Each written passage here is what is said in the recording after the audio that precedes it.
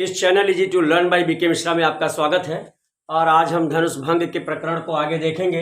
इसकी व्याख्या करने से पहले एक बार इस पद को पढ़ लिया जाए। लखन लख्यो रघुवंश मन ताक्यो हरि को दंड, पुलक गाते बोले बचन चरण चाप ब्रह्मांड।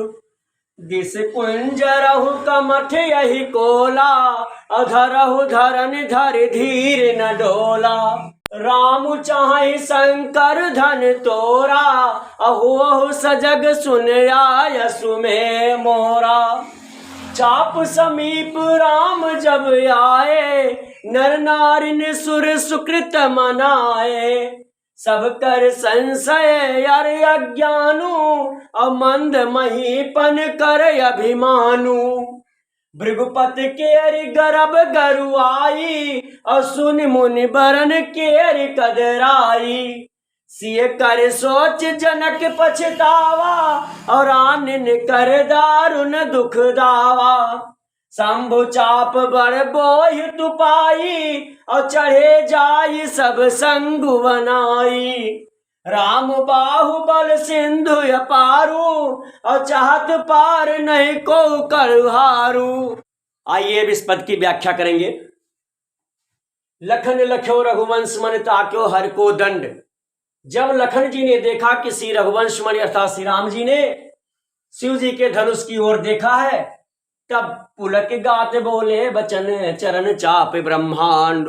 ब्रह्मांड को अपने चरणों से दबा करके और पुलकित शरीर से वचन बोले। क्या बोले कि दिस कुंजरहु कमठ यही कोला, धरहु धरन धर धीर न डोला। हे दिग्गज, हे बारा, हे कच्छप, सभी सावधान हो जाओ। सभी धरहु धरन धर धीर न डोला। इस प्रकार से धैर्य धारण कीजिए कि पृथ्वी हिलने न पाए। राम चाहे शंकर धन तोरा। राम श्री राम जी धनुष शंकर जी के धनुष को तोड़ना चाहते हैं। अहो सजग सुन आयस मेरा, यह मेरा आदेश है कि सभी सावधान हो जाइए, जिससे यह पृथ्वी हिलने न पाए। चाप समीप राम जब आए, रामचंद्र जी जब उस धनुष के पास जाते हैं, नर नारी ने सुर सुकृत मनाए। सभी नर नारी सुर ये सब अपने अपने पुण्यों को याद करते हैं। सब कर संशय अरे अज्ञानु, सबका संशय, सबका अविवेक यानी अज्ञान। मंद महीपन कर अभिमानु, और मूर्ख राजाओं का अभिमान। भृगुपति के गर्भ गरुआई। भृगुपति की यानी परशुराम जी की जो गर्भ की गरुता थी वह, असुर मुनिवरन केर कदराई। और ये मुनियों का जो कायरता, जो उनका डर था, कादरता, उनका जो डर था। सिय कर सोच जनक पछतावा। और सिय जी का जो सोच था मन में, जनक जी का जो पछतावा था। और आनिन कर दारुण दुख दावा। और रानियों का दारुण दुख का जो दावा नल था। ये सब एक साथ होकर के क्या शंभु चाप बड़ बोहि तुपाई। सब ने जब शंभु जी के चाप रूपी यानी शंभु के धनुष रूपी जहाज को पा गए, तो चढ़े जाई सब संग बनाई। सब ने उस पर जाकर के चढ़ लिया, एक समाज बना करके। और राम बाहुबल सिंधु अपारू। राम जी के बाहुबल रूपी समुद्र के पार जाना चाहते हैं। चाहत पार नहीं को करहारू। उसके पार जाना चाहते हैं, लेकिन कोई उसका केवट नहीं है, कोई उसका खेवनहार नहीं है। आइए एक बार पुनः रिवीजन करते हैं। लखन जी ने जब देखा कि श्री रामचंद्र जी शिव जी की धनुष की ओर देख रहे हैं, तो अपने पुलकित शरीर से उनका शरीर जो था वह पुलकित हो उठा, और पृथ्वी को उन्होंने अपने पैरों से दबा लिया।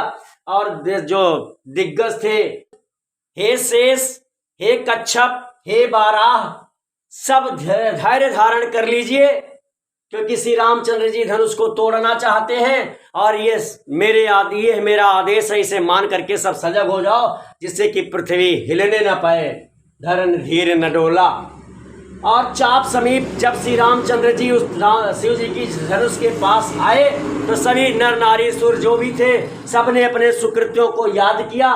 और सबका जो संशय था, सबका संशय और अज्ञान और मूर्ख राजाओं का जो अभिमान था, और भृगुपति यानी परशुराम जी के जो गर्व की गरुता थी, और मुनियों का जो कादरता यानी उनका जो डर था, सीता जी का सोच, और जनक जी का पछतावा, रानियों का जो दावानल दुख रूपी दावानल था, वो सब एक शंभु शिव जी के धनुष को एक जहाज के रूप में पा करके सबने एक समाज बनाया और उस पर जाकर के सवार हुए और सब राम जी के बाहुबल रूपी समुद्र के पार जाना चाहते हैं, पर कोई उसका खेवनहार नहीं है, कोई केवट नहीं है।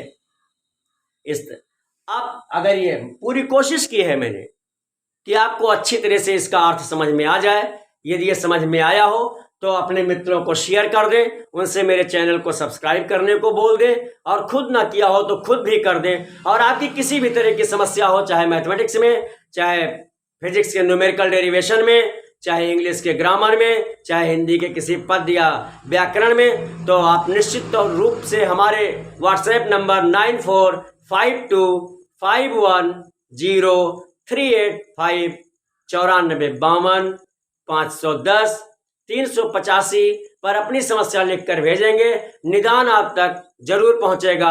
अब तक मेरे साथ इस वीडियो में बने रहने के लिए बहुत बहुत धन्यवाद।